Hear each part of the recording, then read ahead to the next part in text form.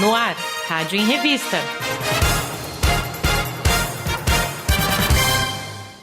Olá, tudo bem? Começa agora o especial Rádio em Revista, jornal da Rede Alesp. Eu sou o Luciano Teixeira e eu vou trazer hoje uma série de entrevistas sobre assuntos diversos: economia, saúde, lazer, e especialistas vão tirar aí as nossas dúvidas. Então, vamos para mais uma edição do Rádio em Revista?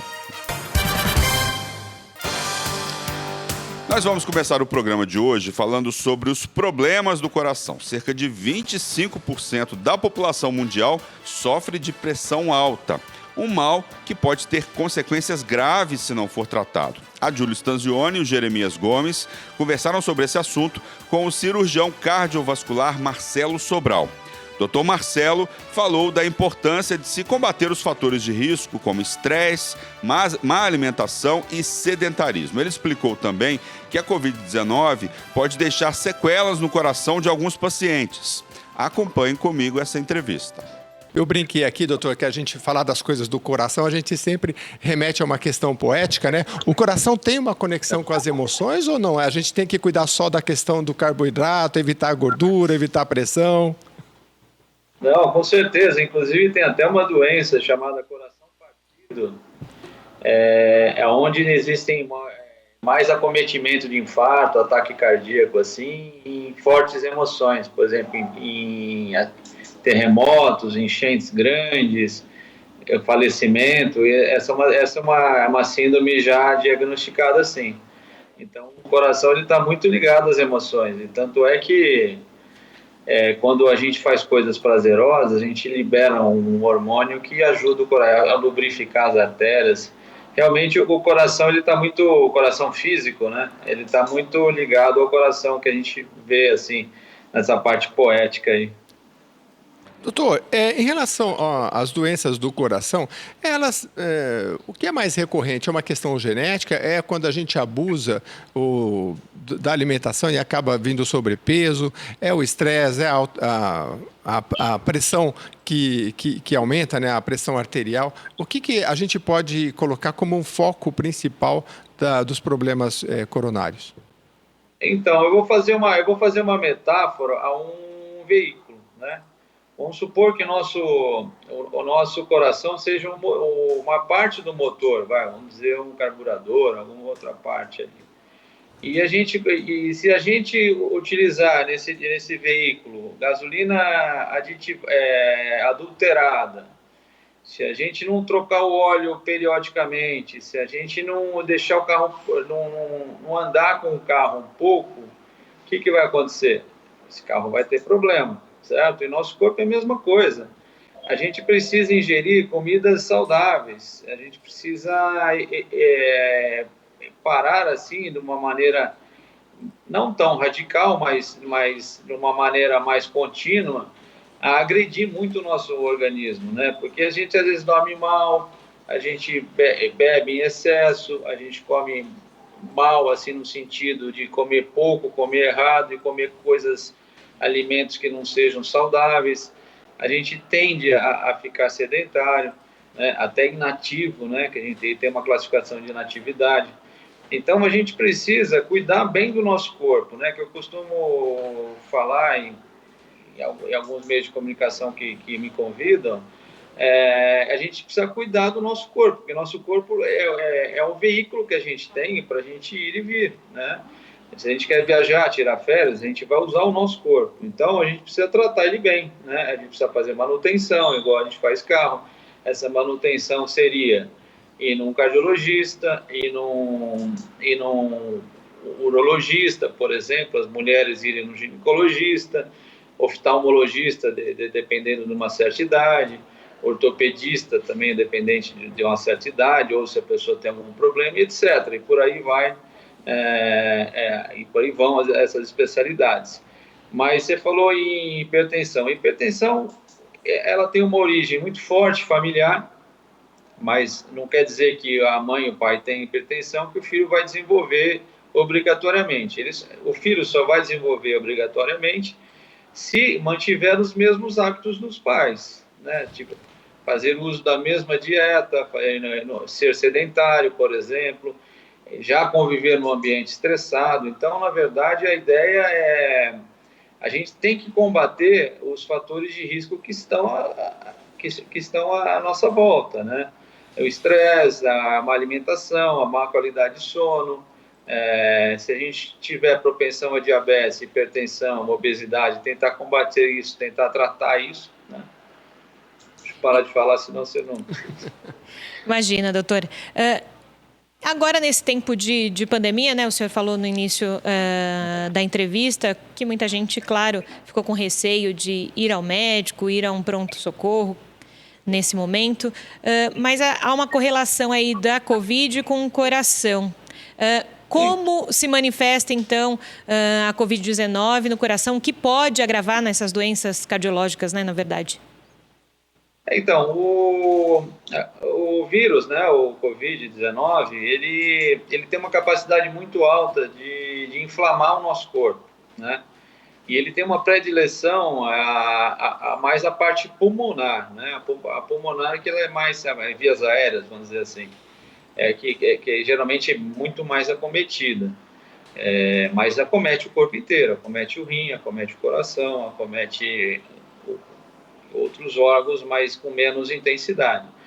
E o coração, ele é um órgão também que está no nosso corpo. Quando a pessoa ela aumenta a inflamação, quando ela tem um contato com o vírus, ela pode desenvolver uma miocardite, né? Que já tem alguns relatos, né, em pacientes que desenvolveram miocardite, né? O coração ele diminui um pouquinho a função, ele fica inflamado, né? Então aí tem que fazer alguns tratamentos mais específicos.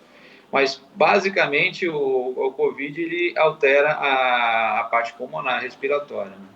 E, doutor, ainda dentro disso, se sabe de sequelas com relação à Covid no sistema cardiovascular? A gente sabe que é um vírus relativamente novo e que também a comunidade médica vai entendendo aquilo que o vírus deixa no paciente.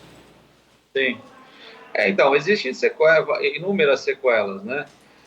Como a gente costuma dizer, e baseado em dados tanto da China como da OMS, como até do Ministério da Saúde, a gente tem uma faixa de 80% de pessoas que são assintomáticas, que pegam o vírus, são assintomáticas ou sintomas muito discretos, né?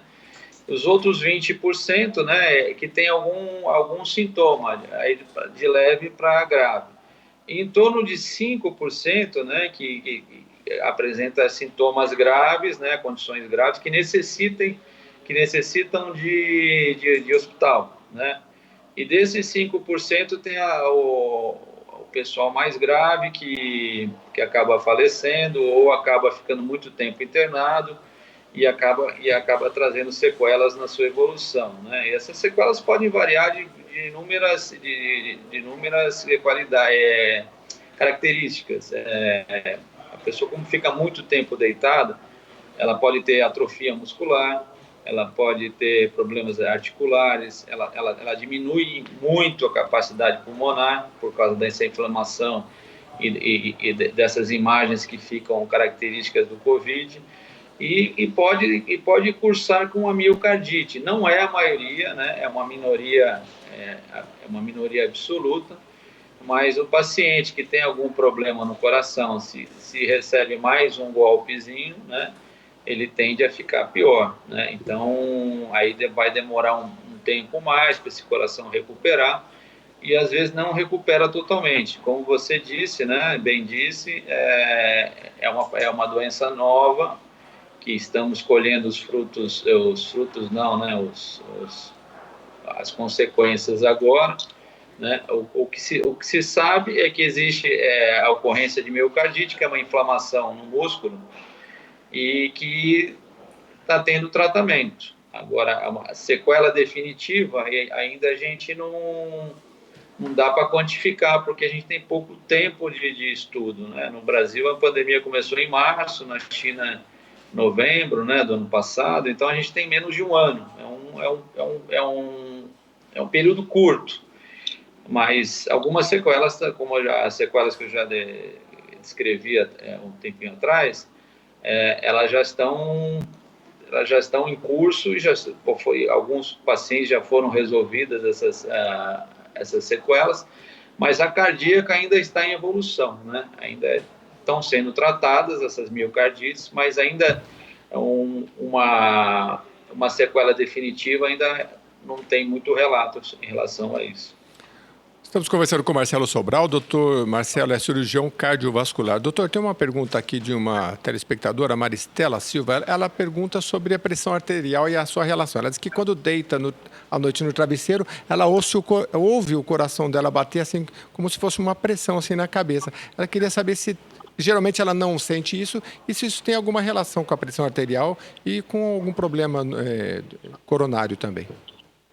Então, é uma ótima pergunta, né, para a gente levantar esse tema. A pressão arterial sistêmica, ela é uma doença que acomete em torno de 1 em 4 pessoas, ou seja, 25% da população tem algum grau de pressão arterial. Lembrando que a pressão arterial a gente define uma pressão acima de 14/9, certo? E outro detalhe importante, que 70% da hipertensão ela cursa assintomática. Muitas pessoas acabam descobrindo que estão com pressão alta num exame de rotina, num exame de empresa ocupacional ou em outros eventos aí que vão aferir a pressão. Então, desses 70% que não tem sintoma, às vezes a grande maioria que não faz exame regular, por exemplo, nunca vai saber. E quando a pressão está muito alta, ou nesses 30% que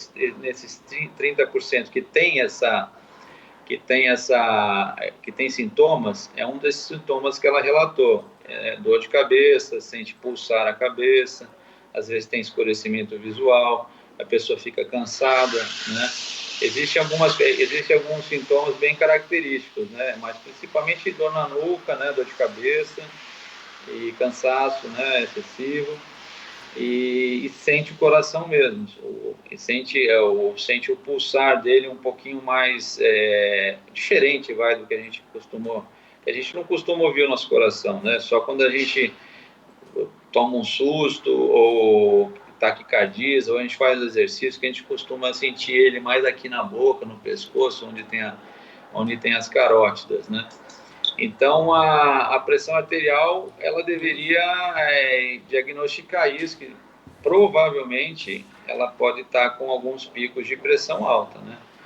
E porque a pressão alta é uma doença muito séria, muito importante a gente ter diagnóstico dela, porque ela causa problemas muito importantes, né, depois, né, quando fica muito tempo, quando a pressão fica muitos anos, se a gente fica muitos anos com a pressão alta, você pode ter problema renal, você pode ter risco de acidente vascular cerebral, por exemplo. Então precisa tratar, primeiro precisa diagnosticar. E ainda falando sobre a Covid-19, eu separei uma outra entrevista que o Jeremias Gomes e a Júlia Stanzioni fizeram sobre um assunto aí muito discutido, a reinfecção pelo novo coronavírus. Será que é possível? Será que vamos ter uma segunda, uma terceira onda, né? Será que as pessoas podem pegar o coronavírus de novo? Quem já superou a doença se sente protegido, mas alguns casos pelo mundo, até que no Brasil, deixam um alerta. Nessa entrevista, o professor Dr. Alexandre Barbosa, chefe do setor de infectologia da Unesp, falou que esses estudos ainda não podem dizer se o risco é grande ou não de reinfecção. O Dr. Marcelo também explicou sobre a eficácia dos testes para detectar a Covid-19. A preocupação hoje da população é com relação à reinfecção pela Covid-19. É possível isso? Já existem casos, alguns no interior do estado estão em análise. Qual a probabilidade real disso acontecer?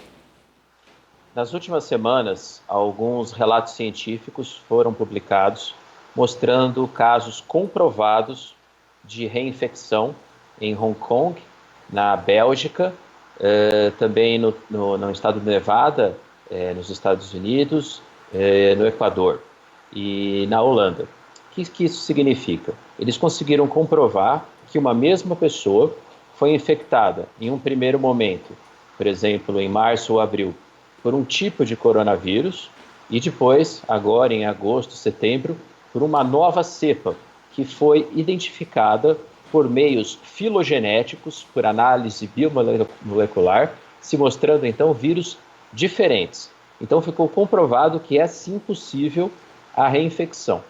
Mas esse fenômeno não nos parece um fenômeno frequente, porque geralmente as pessoas se adoecem apenas uma vez. Essas pessoas que tiveram a reinfecção comprovada e que foram descritas tinham algumas características individuais importantes, algumas com imunossupressão. Existe sim no Brasil alguns casos suspeitos de reinfecção, alguns deles aqui no interior de São Paulo, que também estão nessa fase de análise filogenética, tentando provar que, na verdade, o vírus da primeira infecção é diferente do vírus daquela segunda manifestação clínica. Esses resultados ainda não estão prontos, visto que uma mesma pessoa pode permanecer com a detecção, com o RT-PCR, com aquele exame do SWAB positivo por muito tempo, por cerca de 40 ou 60 dias, mas se tratando do mesmo vírus. Então, antes de dizer que foi um caso de reinfecção, é necessário a realização dessa tal análise filogenética. Doutor, em relação também à reação do organismo, né? Quando de uma reinfecção, ela é mais leve, mais grave? Isso não é possível responder ainda pela ciência, porque, como eu disse, são apenas 6 ou 7 casos relatados na literatura médica. O primeiro deles, o mais famoso, que é o paciente de Hong Kong, foi, na verdade, um caso mais leve. Ele teve uma Covid inicial lá em março de moderada a grave, com sintomas pulmonares, precisou ficar internado, não precisou de UTI, mas precisou de oxigênio na enfermaria. O segundo episódio dele, que foi em agosto, foi bem mais brando, foi mais parecido com um resfriado ou com uma síndrome gripal. Teve casos, como por exemplo o caso de Nevada, nos Estados Unidos, que foi ao contrário. O primeiro episódio mais leve e o segundo episódio mais grave.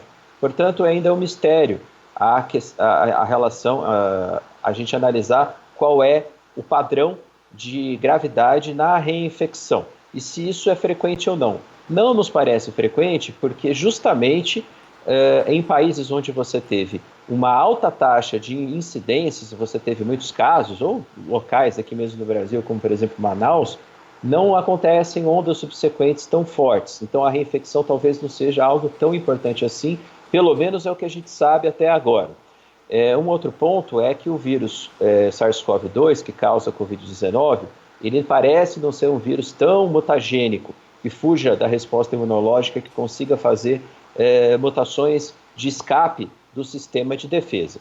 Então, aparentemente, são casos isolados que, obviamente, merecem ser estudados, mas que talvez não tenham impacto em relação à propagação da pandemia como um todo. Mas é lógico, isso são informações que a gente tem agora em setembro, é necessário avaliar com mais cuidado prospectivamente, porque a gente conhece muito pouco da Covid-19 ainda. E justamente por essa questão, né, de ser um vírus ainda sendo conhecido também pela comunidade médica, se falou muito e se fala ainda sobre a questão de imunidade de rebanho, né? Queria que o senhor explicasse para quem está ouvindo, vendo a gente, quando isso acontece, se no caso da Covid é possível isso. Outra resposta que a ciência ainda não tem. Aparentemente, existe uma resposta, uma imunidade de rebanho, uma resposta de imunidade de rebanho, pelo menos temporária. Nós não sabemos se ela se ela vai ser perene, se ela vai ser duradoura. Pelo motivo que as pessoas que já tiveram Covid, depois de alguns meses, 3, 4 meses, podem deixar de fabricar aqueles anticorpos chamados neutralizantes, que são os anticorpos que inativam o vírus. Não é só os anticorpos, não são só os anticorpos que fazem a resposta imunológica. Tem também um outro braço do sistema de defesa chamado resposta imune celular, mediada por linfócitos T. Então, nós ainda não sabemos quanto tempo uma pessoa exposta vai ficar imune a uma nova infecção. Ou se isso, por exemplo, pode ser permanente. Isso tem uma implicação direta até mesmo na vacina, né? A gente não sabe se uma dose de vacina vai ser eficaz, se a gente vai ter que fazer revacinação, como faz na influenza. Fato é que, respondendo mais objetivamente sua pergunta, pelo menos temporariamente, parece que existe uma imunidade de rebanho e que talvez não seja necessário um número tão alto de pessoas infectadas quanto em outros modelos de outras doenças. A gente vê que, pelo menos agora, o Brasil está num padrão de tendência de queda da média móvel, uma tendência, a gente não sabe se isso vai se manter, provavelmente por conta da circulação do vírus e exposição de grande parte da população. Mas quanto tempo isso vai durar? Quanto tempo as pessoas que já se infectaram vão ficar protegidas? Durante 6 meses, 1 ano, 2 anos, para sempre? A ciência não tem essa resposta ainda, porque é uma doença nova que não tem aí 9 meses de conhecimento científico acumulado. Doutor, também imagino que quem esteja nos ouvindo, também toda a população, o senhor falou, a gente está falando de reinfecção pelo novo coronavírus, a questão é, a pessoa que foi infectada, se curou, ela ainda pode continuar transmitindo a Covid para as outras pessoas e por quanto tempo? Há essa correlação? Já existe algo nesse caminho? Essa resposta nós temos, né? Eu falei várias respostas que a ciência não tem, mas algumas a gente já sabe. Aquele paciente que tem a Covid leve a moderada, aquele paciente que tem uma síndrome parecida com um resfriado ou com uma gripe, ele transmite durante 10 dias a partir do início de sintomas. Mesmo que o tal do SWAB, que o RT-PCR, continue positivo após esses 10 dias, o vírus parece não ser infectante. Então, o período de transmissibilidade em Covid leve a moderada é de 10 dias. Agora, aqueles pacientes que precisam ficar internados, que precisam de oxigênio, principalmente aqueles que precisam ficar entubados, que vão para a UTI, esses transmitem por um período maior, de 21 dias. Tanto é que, depois de 21 dias de UTI, de início de sintomas, que o paciente já está na UTI, a gente tira ele do isolamento, ele não precisa mais porque ele não transmite mais o vírus. Então, esse é o tempo de transmissão. Covid leve a moderada, 10 dias, Covid grave, Covid crítica, 21 dias. Isso não significa, obviamente, como a gente está discutindo, que uma pessoa não possa se reinfectar no futuro e a gente não sabe, como já foi também falado, qual é o impacto disso na progressão da pandemia. Doutor, eu queria que o senhor falasse um pouquinho sobre os testes, porque no imaginário popular tem muita coisa assim, eu estou com problema do pulmão, será que eu já peguei? E estão falando que pode ter sequelas, né? E aí, será que eu estou com sequela? Peguei, não peguei? Em relação aos testes, eu já conversei com alguns especialistas, eles falaram, olha, o que serve é o do cotonete no nariz, acho que é o PCR. Mas a gente tem o teste rápido e aquele do braço. E também tem a questão do tempo. Pessoas falam a partir de 4 dias, 8 dias. O que a gente pode falar para a população para ficar mais ciente? O pessoal gosta de saber daquele da imunidade, né? Se já pegou, se não pegou, né? O que se pode dizer de confiável em relação aos testes e a data que se deve fazer? Então vamos responder bem didaticamente, né, para a população entender. Para saber se eu estou com Covid, se aquele resfriado, se aquela gripe, se aqueles sintomas que eu tenho, febre, dor de cabeça, dor no corpo, dor de garganta, tosse, é Covid, o exame padrão ouro, o único que deve ser feito, é o exame do cotonete, o tal do RT-PCR, suave nasal e orofaringe. A data ideal para fazer ele é entre o 3º e o 5º dia, até o 7º, no máximo 10º dia, porque aí esse exame vai caindo bastante a sensibilidade. Mas se você pega ali o 3º, 4º, 5º dia, a chance de dar positivo, se você tiver mesmo com Covid, é altíssima e ele não dá falso positivo. Ele não cruza com outros exames, porque é um exame de biologia molecular que amplifica apenas uma cadeia específica do SARS-CoV-2, que é o vírus causador da Covid-19. Em relação à segunda parte da sua pergunta, para saber se eu tive Covid no passado, se aquele resfriado, por exemplo, de 2, 3 meses atrás foi Covid, ainda nós não temos um bom teste, porque esses testes sorológicos, que são feitos com sangue, quer seja feito de fase rápida ou feitos em laboratório, eles têm uma acurácia muito ruim.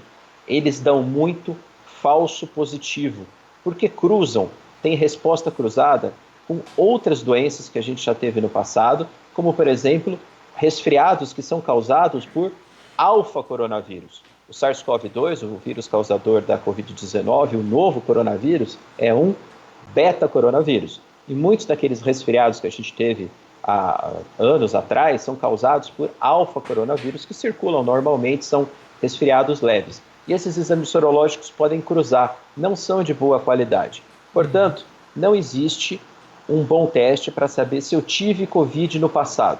Existe somente o padrão ouro para diagnóstico de quem está sintomático, que é o exame do cotonete, o RT-PCR.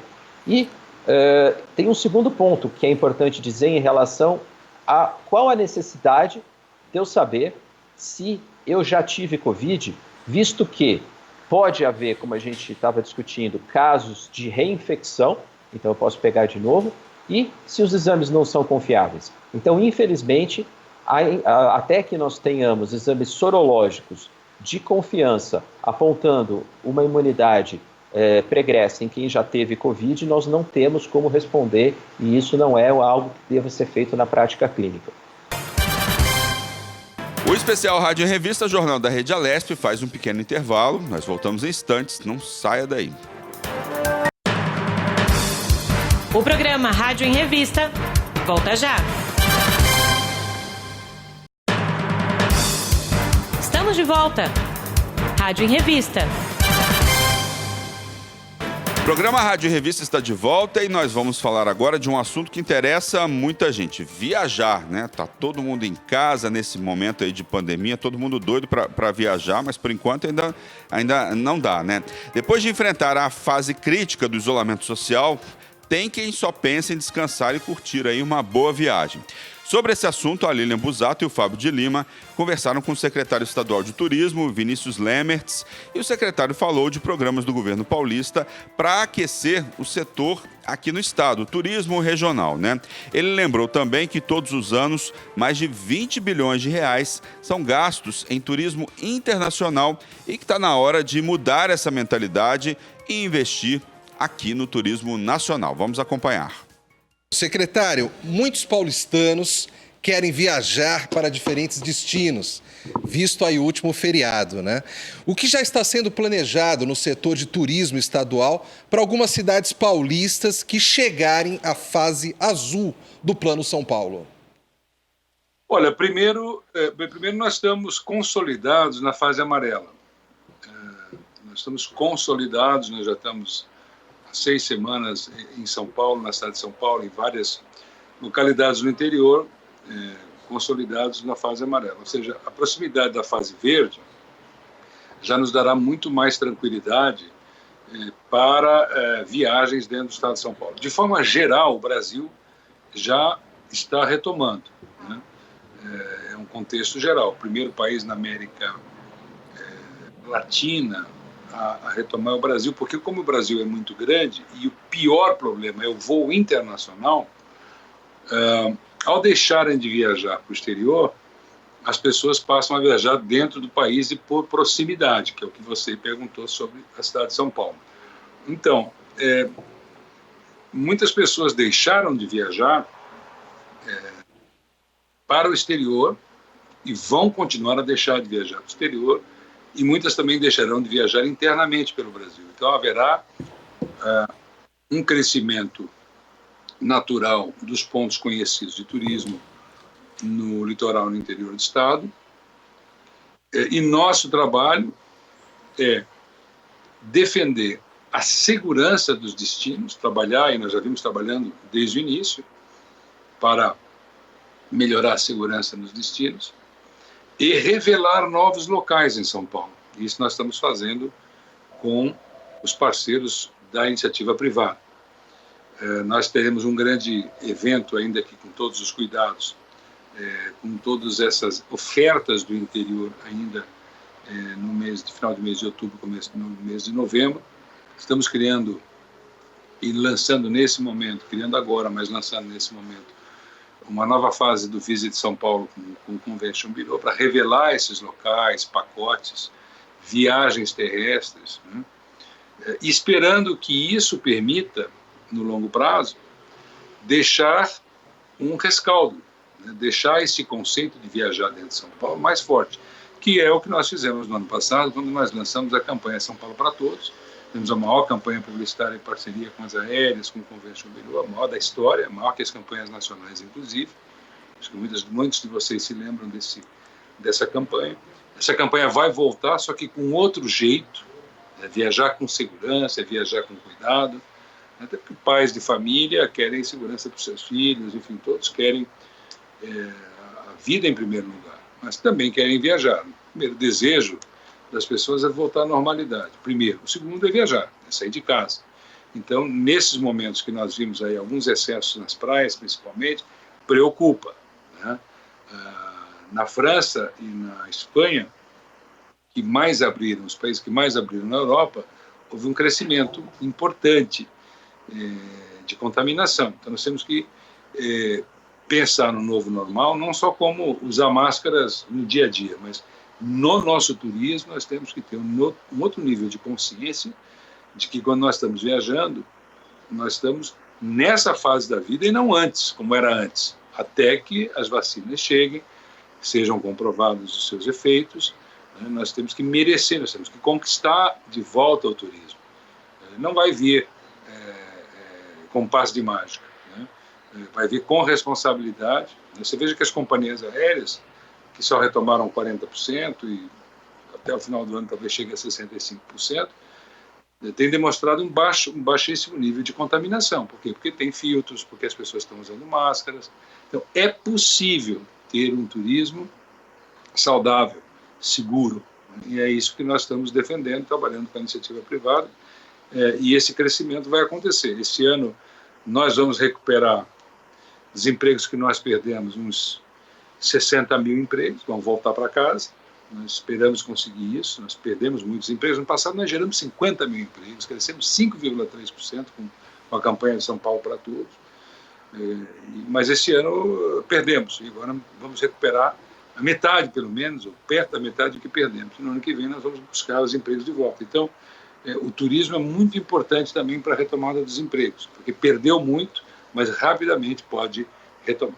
A quarentena, né, ela mudou muito a maneira de enxergar a pasta do turismo dentro do estado de São Paulo, né? Principalmente pelo fato que nós temos muitas cidades turísticas e também o turismo rural. Como é que tem sido esse desenvolvimento e a procura por esses locais neste momento?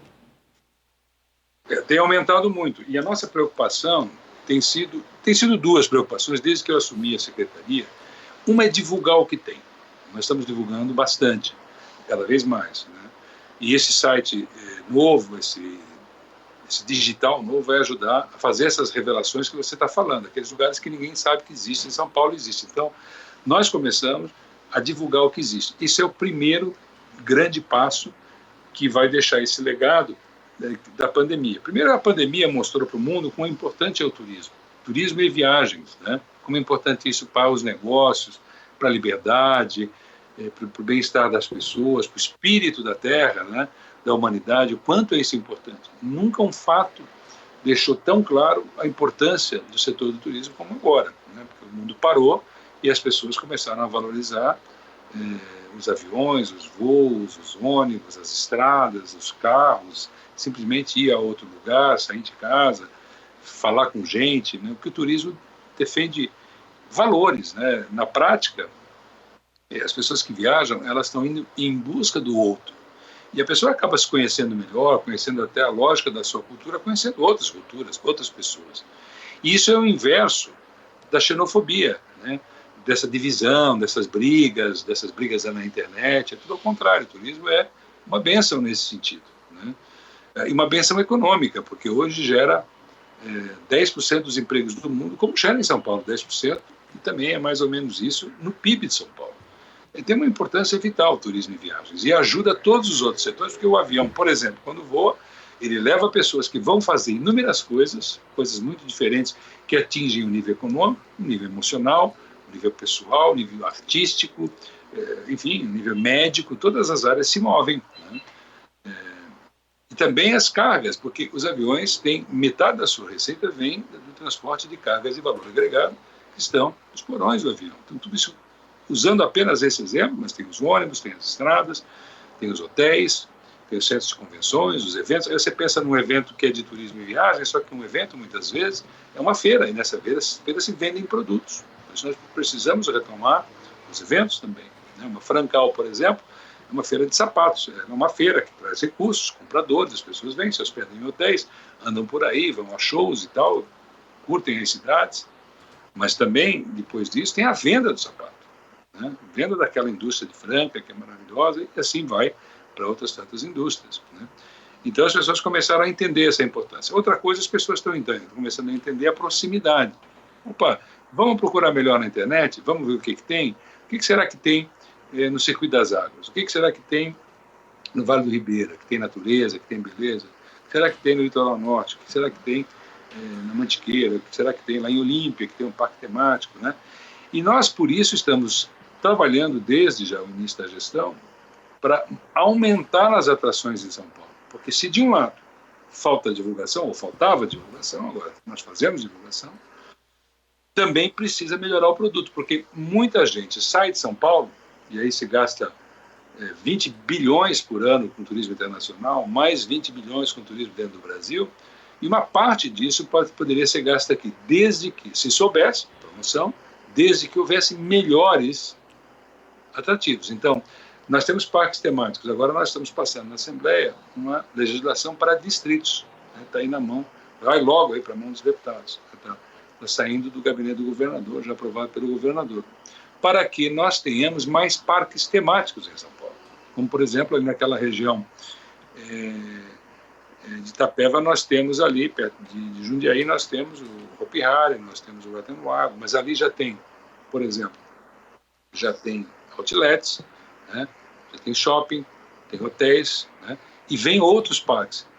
Mas não tem uma legislação como tem na Disney ou como tem em outros lugares do mundo, né? Então nós estamos criando essas condições, criando programas para gerar mais atrativos, como, por exemplo, parques temáticos. E isso é possível também porque no final do governo Temer nós tiramos os impostos de importação, porque o equipamento no Brasil era impossível de comprar, saía 3 vezes mais. Então não saíram parques temáticos durante 20 anos. E São Paulo é o maior cliente de parques temáticos da Flórida, né? É um dos maiores do mundo, é o 3º maior cliente do mundo de parques temáticos na Flórida. Nós podemos ter os parques aqui, mas precisamos ter legislações que ajudem, né?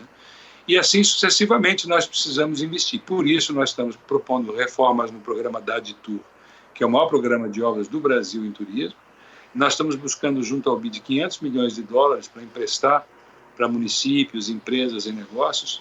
500 milhões de dólares é a nossa proposta na carta consulta, que está indo para o Banco Interamericano. Criamos um programa de crédito no ano passado com a Caixa, o Banco Brasil a desenvolve, e nesse período de um ano foram emprestados 1 bilhão e 100 milhões para obras de turismo nos municípios e para empresas que desenvolvem esses trabalhos. Então, se você somar todas essas coisas, você acaba criando uma agenda de turismo, onde o turismo não é, Liliana, ele não é, eu diria, periférico, mas sim central na estratégia do Estado, porque ele é gerador de empregos e porque ele move todas as outras indústrias. Quando entra o turismo, as micro e pequenas empresas vendem, as grandes vendem. Você viu aí, por exemplo, durante a pandemia, quando parou bar, parou restaurante, parou turismo, parou eventos, as vendas das bebidas, por exemplo, caíram pela metade. Vende no supermercado? Vende, mas as pessoas querem circular, né? Querem se mover e querem consumir. E você precisa da roda, que é a roda do turismo. Bem, pessoal, o assunto agora são as eleições municipais em todo o país. Vamos lembrando aí que o primeiro turno das eleições vão eleger esse ano prefeitos e vereadores, acontece no dia 15 de novembro. E o segundo turno no dia 29 de novembro. E para falar sobre esse assunto, mais especificamente sobre pesquisas eleitorais, o Fábio de Lima e a Lilian Busato entrevistaram aqui no nosso Jornal Diário da Rede Alesp o sociólogo Fábio Gomes. O Fábio falou que as pesquisas eleitorais podem sim ser um fator de influência na hora do voto. Vamos acompanhar como foi esse bate-papo. Podemos começar falando sobre mudanças nas pesquisas eleitorais, né? Quais foram as principais mudanças que ocorreram nessas pesquisas nos últimos tempos aqui no Brasil? As pesquisas as mudanças metodológicas sobre as pesquisas que são aplicadas em processos eleitorais aconteceram com uma aderência aos novos métodos de tecnologia, né? Sobretudo, até nas pesquisas de opinião que são aplicadas com os métodos tradicionais, sofreram a interferência ou o auxílio das tecnologias. Ficou mais seguro pesquisar ficou mais seguro ter informações mais confiáveis. Você tem hoje o auxílio da tecnologia para georreferenciar as entrevistas, por exemplo, para gravar entrevistas que são feitas, para auditar, então, os resultados da pesquisa. Você teve um apoio muito forte. Então, no campo da pesquisa de campo, as tradicionais, essas receberam também um forte auxílio da tecnologia. Fora as outras pesquisas, que são as no campo tecnológico, nas redes sociais, comportamento do eleitor internauta. Essas também foram avanços que trouxeram muita informação qualificada para quem monitora com pesquisa. Quaisquer empresas ela pode fazer, que desde que ela seja uma empresa de pesquisa, ela pode fazer uma pesquisa eleitoral, ou exige algum requisito para essa empresa estar entrando nessa área? Bom, as pesquisas eleitorais, elas são de dois tipos. Você tem as pesquisas que são para publicação, e aí tem ali toda uma exigência para a publicação dessa pesquisa, do seu quadro metodológico, né? Com apoio de estatístico, com a assinatura de um estatístico. Então, você tem que ter uma estrutura para atender a lei nesse processo de divulgação de pesquisa eleitoral. Esse é um campo. Você também tem as pesquisas que são feitas para consumo próprio, né? Essas você não tem uma exigência específica de lei, embora é sempre bom estar alinhado aí com a turma das associações de empresa de pesquisa. Você está vinculado ali, é uma boa referência, porque os métodos, as conversas metodológicas, elas são refinadas a cada tempo, então você está nesse ambiente com discussão científica sobre métodos de pesquisa é importante. Mas a gente sabe também que algumas candidaturas, alguns partidos, criam até estruturas próprias de pesquisa para sondar de forma não tão rigorosa, mas que traga informações mínimas para suas tomadas de decisão. Fábio, como costuma ser realmente essas pesquisas? Quando um político procura um instituto como o seu, querendo fazer um trabalho ali próximo de uma campanha eleitoral, como se dá esse começo de todo o trabalho antes da equipe ir a campo e depois que a equipe vai a campo também colher as informações? Tem uma reunião inicial, parte de uma reunião inicial, de uma proposta de trabalho, que uma vez aceita, essa proposta ela avança para um briefing, porque é importante conhecer as demandas de quem está contratando ali. Então, eu sei que no Brasil a gente tem uma relação com pesquisa muito na superfície, e ela é considerada por muitos uma commodity.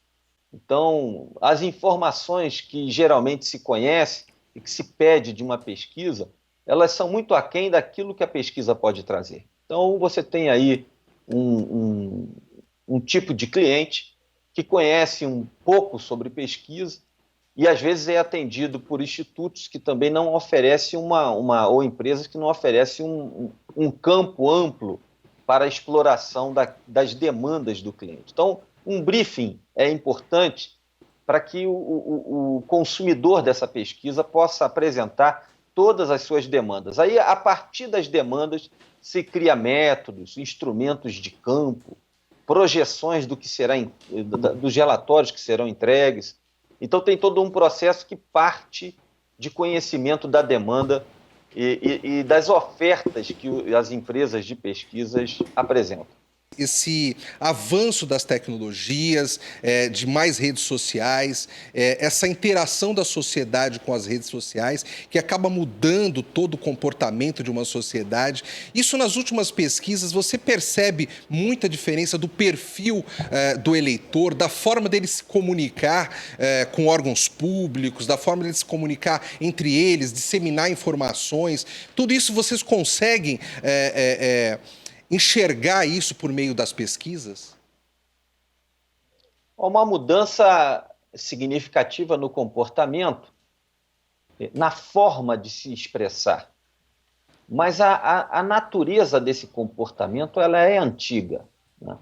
Você tem uma voz que ecoa de forma muito mais evidente do eleitor nas redes sociais, mas isso não significa que ele passou a expressar suas opiniões agora. Ele tem um veículo, vamos dizer assim. Ele tem uma forma. E ele também tem uma medição de sua audiência. Então, você tem situações de que o eleitor expressa a sua opinião e monitora ali quantos concordaram com ele nessa opinião. Então, isso ficou mais claro na participação das pessoas sobre o que diz respeito à política e a interação dela com outros num ambiente muito maior. Não que a interação nasceu com as redes sociais. O processo de interação, de conhecer a opinião do outro, de trocar ideias sobre política, ele é antigo, mas creio que ficava circunscrita num ambiente menor, nas interações pessoais, e extrapolou para as interações digitais, que não têm limites geográficos, né? Então você tem ali uma potencialização de um comportamento que já estava presente nas pessoas, mas também incentivou outras participações e outras formas de participar, porque ficou mais evidente essa participação e a opinião do outro sobre aquilo que cada um pensa. Ô Fábio, você acredita que vamos dizer, um eleitor duvidoso, ao ter acesso a uma pesquisa, muitas vezes ele consegue definir o voto dele ali naquele momento? Eu acredito que as pesquisas publicadas, elas de fato influenciam as pessoas. Porque isso é uma demanda, é uma necessidade do ser humano de saber o que o outro pensa. A psicologia chama isso de alteridade. Eu defino a minha identidade também pela identidade do outro. Isso para o consumo, para as formas de pensar, para as discussões dos temas cotidianos. E nos processos eleitorais isso não é diferente. Agora, as pesquisas não são, agora, com as redes sociais, a única fonte para se conhecer a opinião do outro. Porque quando você entra ali nas suas redes e você observa a discussão política daqueles que estão ali na sua rede social, na plataforma que você utiliza, você tem uma visão também, além da pesquisa, sobre os temas que se discute, sobre a disputa eleitoral, sobre os candidatos. Creio que a pesquisa é mais um elemento. Até pouco tempo, quem sabe, antes das redes, era o único, né? E com as redes sociais você tem aí um outro elemento em que as pessoas buscam, na opinião do outro, a formação da sua própria opinião.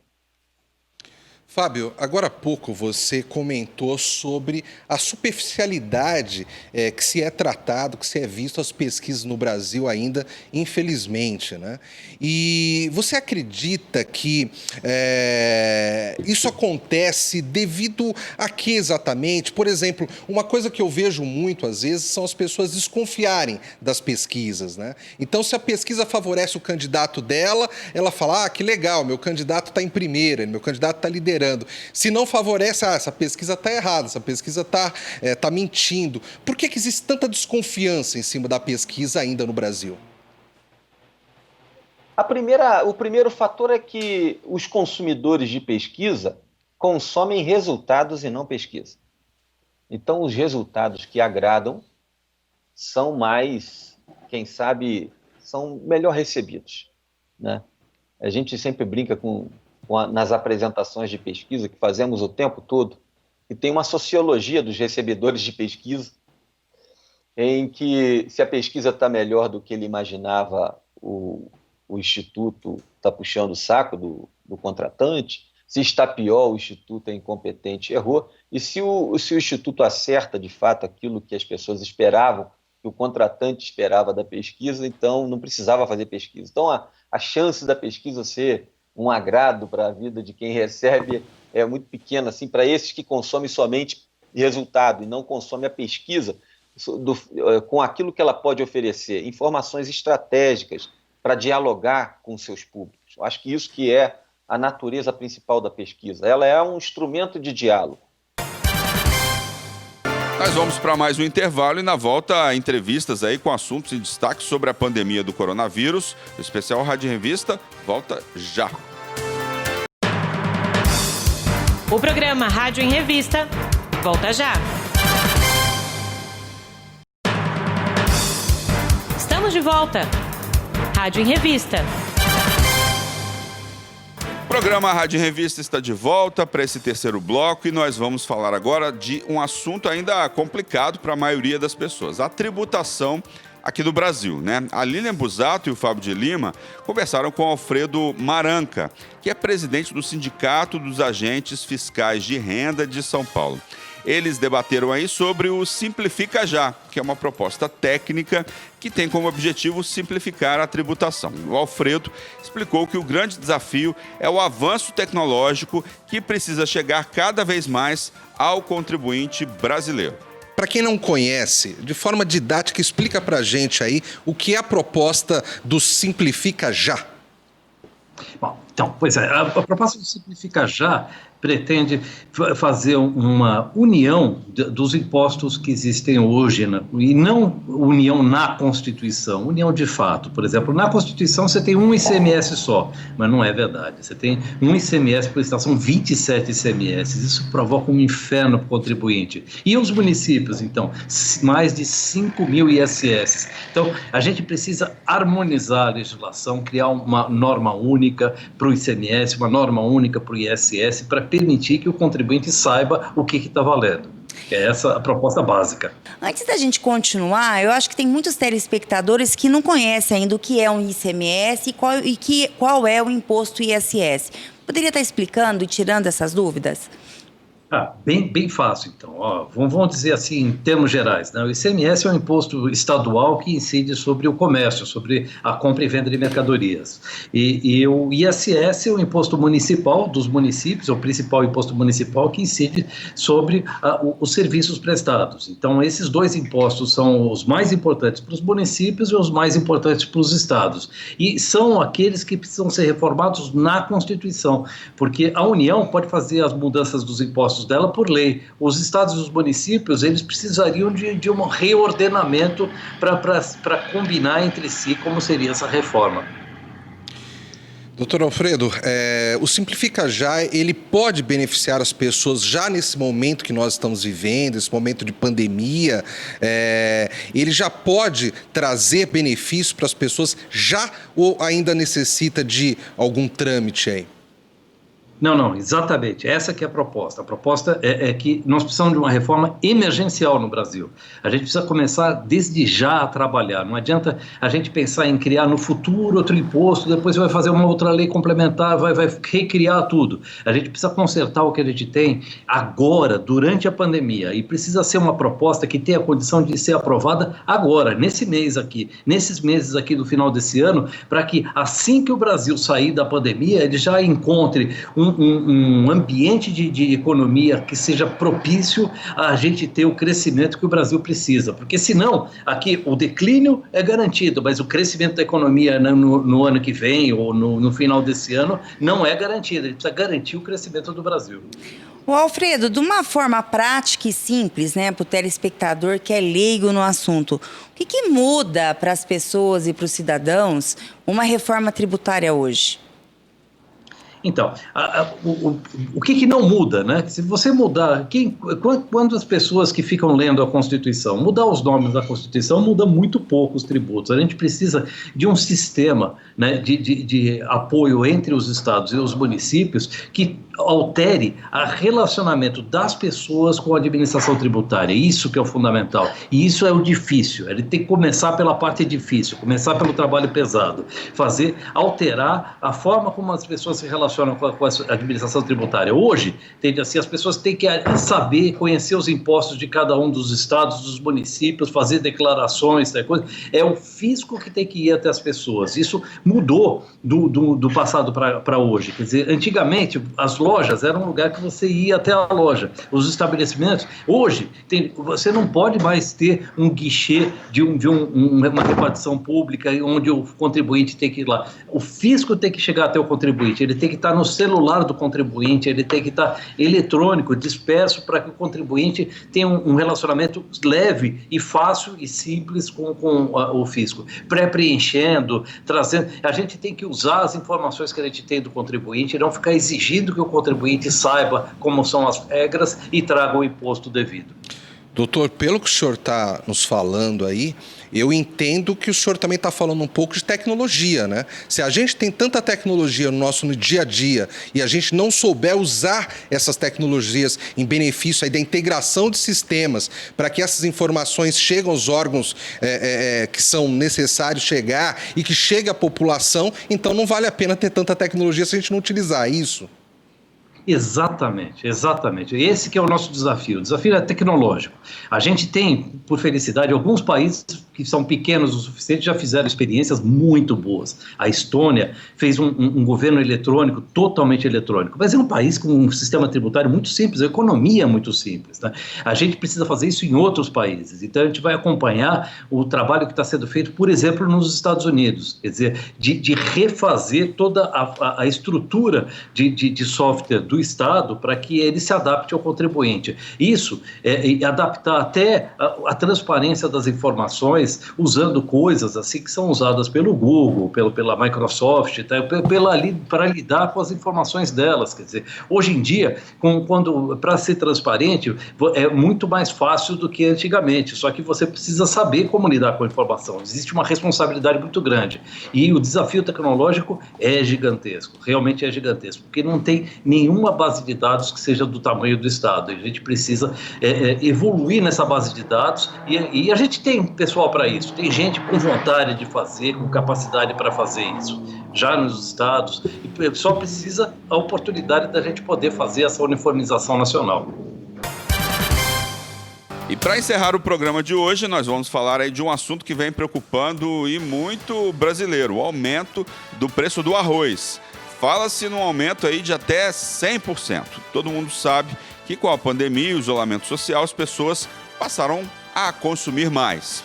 Eu e a Júlia Stanzioni entrevistamos o Lucílio Alves, que é professor da Exalc USP e pesquisador do Centro de Estudos Avançados em Economia Aplicada. E o Lucílio explicou para a gente o outro lado do problema. Segundo o professor, nos últimos 10 anos, os agricultores brasileiros não conseguiram aí ter rentabilidade com a produção. E nos últimos 7 anos, o consumo do produto caiu 20% aqui no mercado interno. E agora, com a demanda, que a demanda explodiu em todo o país, a procura fez encarecer o produto. Vamos acompanhar. Contextualizando, né, nos últimos dias, a gente tem falado muito sobre essa questão do aumento do preço do arroz na prateleira do supermercado, todo mundo se deparou com esse absurdo, quase R$50 um saco de 5 quilos de arroz, e a gente quer entender... lá do lado do produtor, começando a entender o porquê desse aumento, né?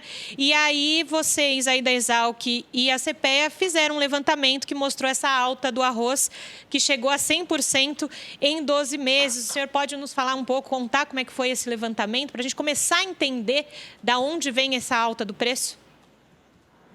Sim, vamos dar aí alguns detalhes. Nós temos uma série de atividades relacionadas a cadeia produtiva. Aqui no CPEA, o Centro de Estudos Avançados em Economia Aplicada, da Exalc USP, em Piracicaba, nós temos um indicador de preços do arroz para o Estado,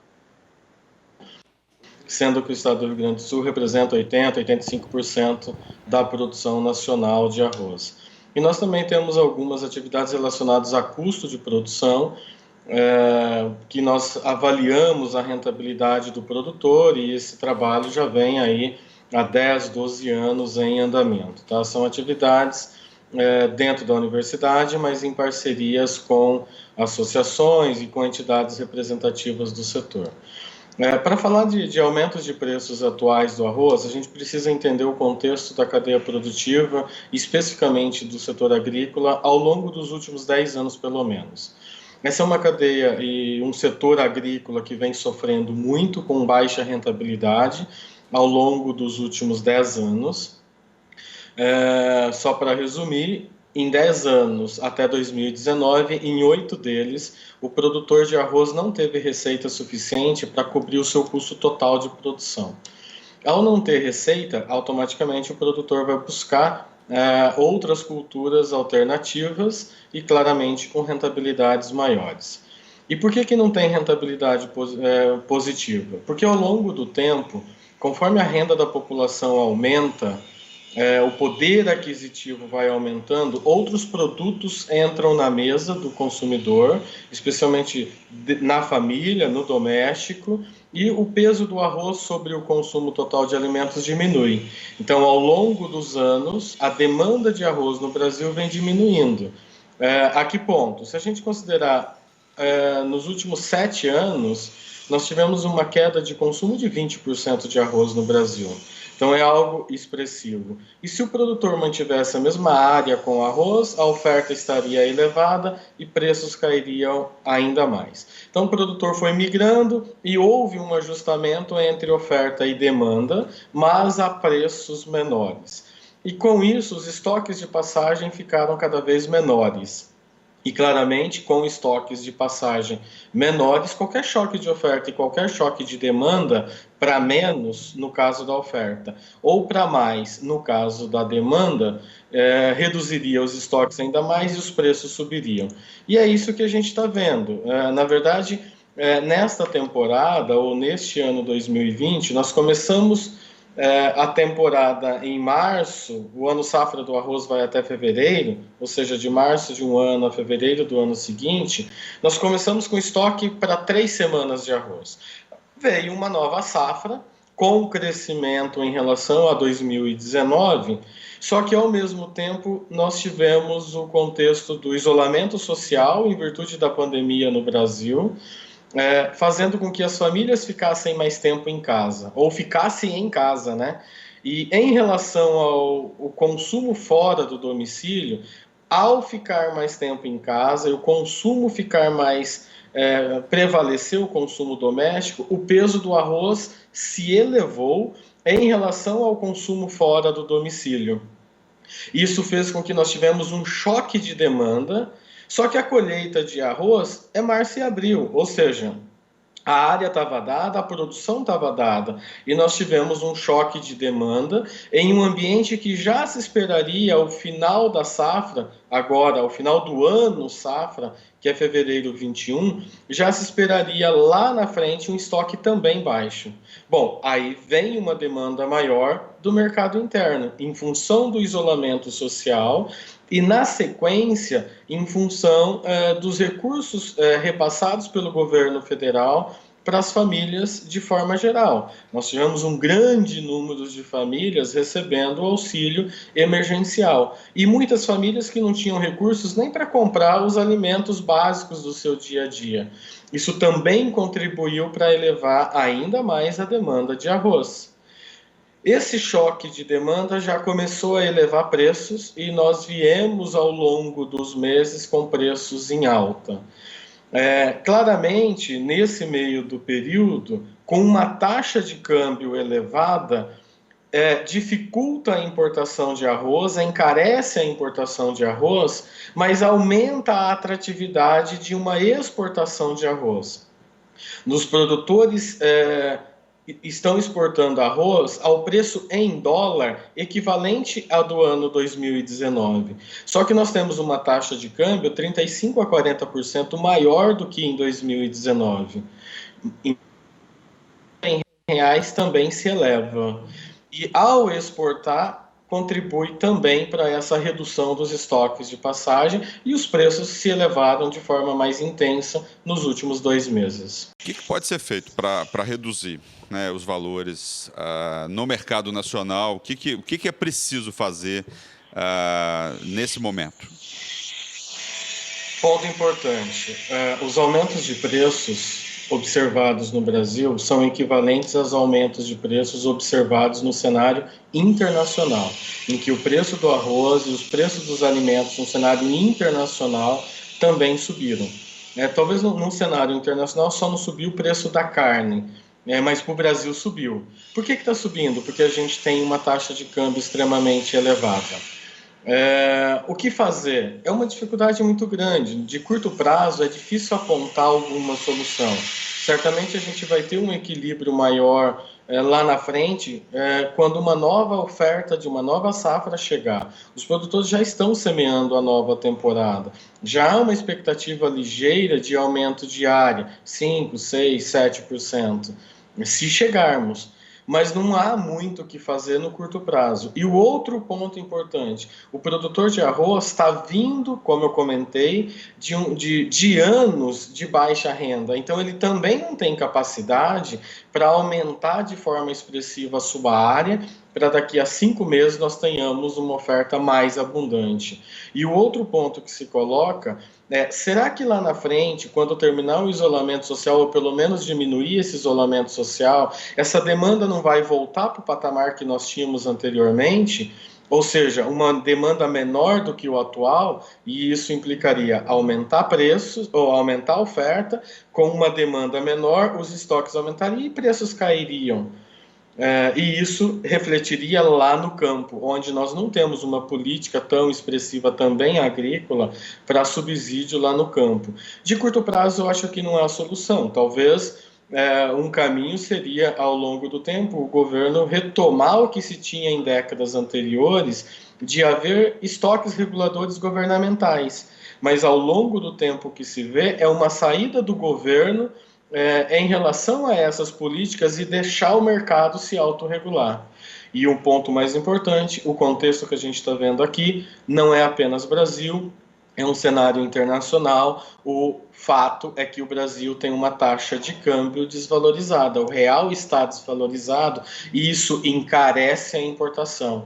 Se nós tivéssemos uma taxa de câmbio equivalente ao que nós tínhamos há um ano e meio atrás, só isso já se resolveria para uma série de produtos e não apenas o mercado de arroz. Só que isso é um problema nacional, isso é um contexto de economia, isso é um contexto de política, não é um contexto do setor de arroz e não é um contexto do setor ou do agronegócio como um todo. Na verdade, se não fossem as exportações do agronegócio, nós teríamos uma taxa de câmbio ainda maior do que essa e certamente esse custo chegaria até os consumidores através de preços maiores. Então, professor, o senhor, pela sua fala, o que me parece é que nesse momento da pandemia, muita coisa, principalmente dessa questão da safra, quando o senhor fala em aumento de área de produção, para que as pessoas que estão em casa não conhecem muito o assunto e o setor, seria isso? Tudo jogou contra a gente nesse momento, né? Não se ter reserva, não se ter incentivo para o produtor. É mais ou menos isso que eu estou entendendo? É isso. Na verdade, se a gente pegar em termos de consumo, 2018 e 2019, o consumo de arroz tinha caído 15%, 14%, só nesses últimos 2 anos. Automaticamente o preço do arroz lá no campo diminui, e isso fez com que os produtores reduzissem a área com arroz também nesse período. Ao reduzir demanda e oferta, o mercado se equilibrou num nível de preços inferiores. E, de repente, apareceu um choque de demanda em virtude de uma mudança de hábito de consumo entre alimentação fora do domicílio para uma alimentação dentro do domicílio, acrescida aos recursos repassados pelo governo federal, através da assistência nesse período de pandemia, contribuiu para elevar, não é o caso do arroz, os derivados de farinha de trigo, né, os derivados de trigo como farinha, biscoitos, etc., também subiram. Os preços de farinha de mandioca também subiram de forma expressiva, inclusive norte e nordeste do país, porque as pessoas passaram a ter renda e, em alguns casos, uma renda que ele não tinha lá atrás, né? Agora, a safra de arroz, e pegando o Rio Grande do Sul, Santa Catarina, que são os maiores estados produtores, a cultura é semeada agora de setembro a novembro, especialmente outubro e novembro, com uma colheita 150 dias posteriores, 5 meses depois. Ou seja, nós vamos ter uma colheita de arroz lá por março, abril, maio de 2021. Certamente, com os preços maiores agora, muitos produtores vão aumentar a área, porque porque estão vendo uma oportunidade lá na frente, o que pode inclusive não acontecer, mas eles tomam a decisão com base, né, na informação atual. Isso vai fazer com que a gente tenha, sim, provavelmente uma safra um pouco maior lá em 2021. Né? Então, é só naquele momento, março, abril, maio, quando a nova safra efetivamente chegar, é que nós vamos ter, portanto, uma maior disponibilidade de arroz no mercado interno.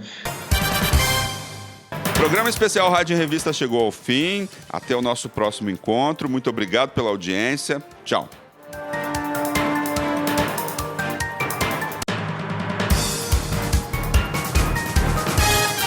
No ar, Rádio em Revista.